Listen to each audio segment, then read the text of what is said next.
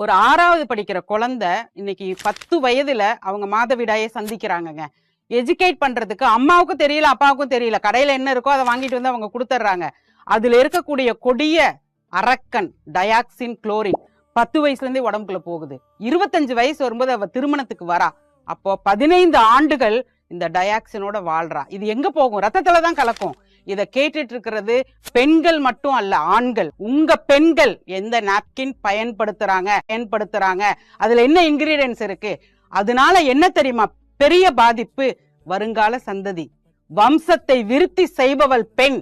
செயற்கை கருத்தரிப்பு மையத்துக்கு போய் உங்க வம்சம் விருத்தி அடையணுமா? 2 மனங்கள் இணைந்து அந்த பந்தத்தில் வாழ்ந்து உங்க குழந்தைய நீங்க பெத்தெடுக்க வேண்டுமா? இது எப்படி நாப்கின்ல இருக்கு அப்படின்னா, கர்ப்பப்பை பைக்கும் பிறப்பு உறுப்புக்கும் 3 இன்ச்சு தாங்க கேப்பு. இவ்வளோ கெமிக்கலை அந்த கர்ப்பப்பை தாங்குமா? இன்னைக்கு ரத்த வங்கி கேள்விப்பட்டிருக்கிறோம், எஃகு வங்கி கேள்விப்பட்டிருக்கிறோம். எஃகு வங்கி கஷ்டமா இருக்கு, சொல்றதுக்கே எனக்கு கஷ்டமா இருக்குங்க. குழந்தை ஒரு வரம். எங்கிட்ட வாங்க, எங்க ஹாஸ்பிட்டலுக்கு வாங்க. ஏதோ டீ கடையை திறந்து வைக்கிற மாதிரி இப்பொழுது இந்த ஊரிலும் அப்படின்னு என்எச்ல ரோட்ல பெரிய பெரிய போர்டுங்க. தாய்மை ஒரு வரம், வாங்க.